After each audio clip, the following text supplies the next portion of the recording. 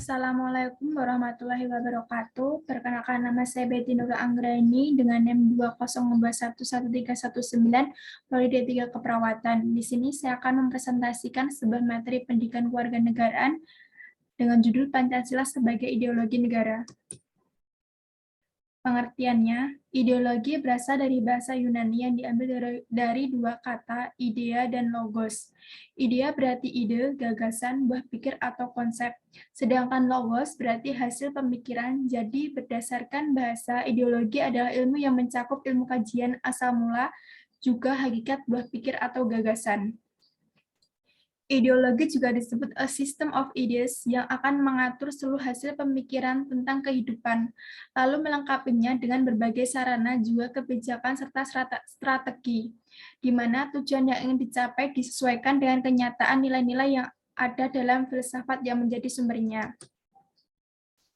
Bentuk ideologi dibagi menjadi dua, tertutup dan terbuka. Ideologi tertutup adalah ideologi yang bersifat mutlak. Dengan kata lain, bahwa ideologi tertutup merupakan ajaran atau pandangan dunia atau filsafat yang menentukan tujuan-tujuan dan norma-norma politik dan sosial yang ditasbihkan sebagai kebenaran yang tidak boleh dipersoalkan lagi, melainkan harus diterima sebagai sesuatu yang sudah jadi dan harus dipatuhi. Ideologi terbuka, ideologi yang dimutlakan dapat diartikan juga bahwa nilai-nilai dan cita-citanya tidak dipaksakan dari luar, melainkan digali dan diambil dari kejayaan rohani, moral, dan budaya masyarakatnya sendiri. Ideologi terbuka merupakan ideologi yang dapat berinteraksi dengan perkembangan zaman dan adanya dinamika secara internal. Macam-macam ideologi yang pernah ada di dunia. 1. Komunisme, 2. Liberal, 3.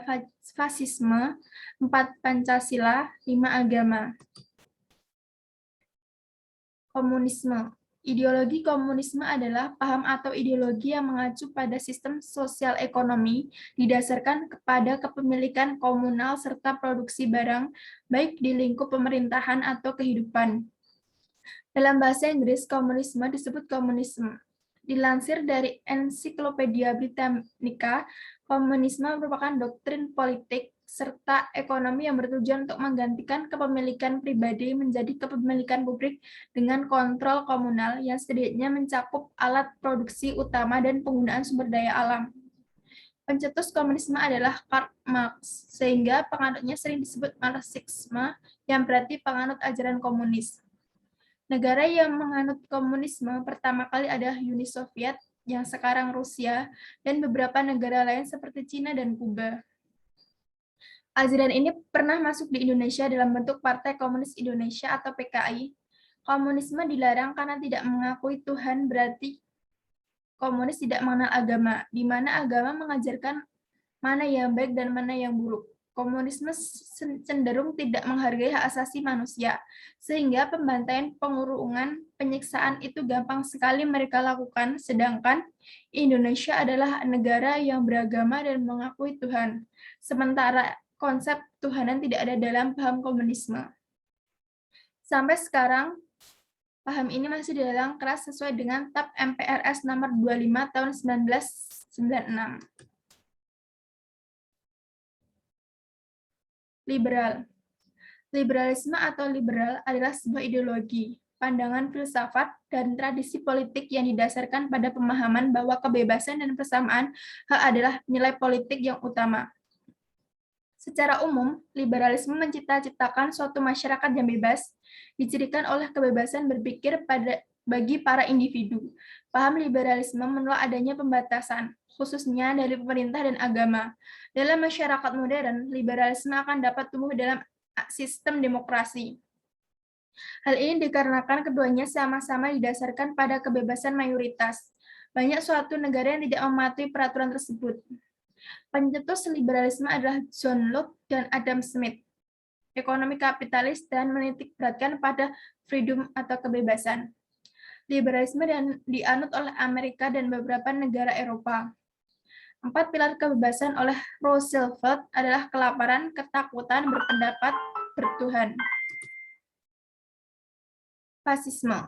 Fasisme merupakan pengorganisasian pemerintah dan masyarakat secara totaliter oleh kediktatoran suatu partai yang berwatak atau bercorak nasionalis, rasialis, dan imperialis. Fasisme dianut oleh negara Hitler, Jerman, dan Mussolini atau Italia. Fasisme termasuk ideologi negara yang bersifat tertutup. Pancasila. Pancasila adalah pilar ideologis negara Indonesia. Nama ini terdiri dari dua kata dari Sanskerta. Panca berarti 5 dan sila berarti prinsip atau asas. Pancasila merupakan rumusan dan pedoman kehidupan berbangsa dan bernegara bagi seluruh rakyat Indonesia. Adapun makna Pancasila sebagai ideologi negara adalah sebagai berikut. 1. Nilai-nilai yang terkandung dalam Pancasila dijadikan acuan dalam mencapai cita-cita yang berkaitan dengan aktivitas kehidupan bernegara. Kedua, nilai-nilai yang ada dalam Pancasila adalah nilai yang berupa kesepakatan bersama dan menjadi sarana pemersatu bangsa. Pancasila termasuk ideologi negara terbuka. Dengan menggali nilai-nilai yang ada pada negara, nilai-nilai tersebut bersifat konstan dan menjadi ruh yang sudah hidup dalam bangsa menjadi ciri khas bangsa Indonesia. Indonesia mempunyai semboyan Bhinneka Tunggal Ika. Bhinneka Tunggal Ika berasal dari bahasa Jawa kuno yang diambil dari kitab atau Kakawin Sutasoma, karangan Empu Tantular di masa Kerajaan Majapahit sekitar abad ke-14 Masehi. Dari asal perkata Bhinneka artinya beragam, tunggal artinya satu, dan Ika artinya itu. Arti Bhinneka Tunggal Ika secara harfiah ditafsirkan sebagai bercerai tapi satu, berbeda tapi tetap satu. Semboyan ini digunakan sebagai ilustrasi identitas alami Indonesia dan dibangun secara sosial budaya berdasarkan keragaman. Agama dan negara. Indonesia bukan negara agamis dan juga bukan negara sekular. Negara agama. Negara agama ialah negara yang mencantumkan salah satu agama sebagai dasar konstitusi.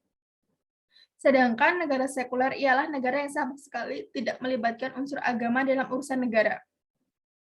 Negara agama memiliki berbagai varian sebagai contoh, ada yang dieksplisitkan secara tegas di dalam konstitusi, dan ada yang hanya ditanam di dalam beberapa pasal untuk memproteksi ajaran agama itu di pasal-pasal konstitusi. Sedangkan negara sekuler juga memiliki varian, ada yang secara eksplisit mencantumkan di dalam konstitusi sebagai negara sekuler, dan ada yang tidak. Negara sekuler. Negara sekuler adalah salah satu konsep sekularisme di mana sebuah negara menjadi netral dalam permasalahan agama dan tidak mendukung orang beragama manapun maupun orang yang tidak beragama. Negara sekuler juga mengklaim bahwa mereka memperlakukan semua penduduknya sederajat. Meskipun agama mereka berbeda-beda dan juga menyatakan tidak melakukan diskriminasi terhadap penduduk beragama tertentu, negara sekuler juga tidak memiliki agama nasional. Indonesia bukan negara agama yang mengakui adanya salah satu agama resmi, dan tentu saja bukan negara sekuler yang tidak menolerir campur tangan agama di dalam urusan negara.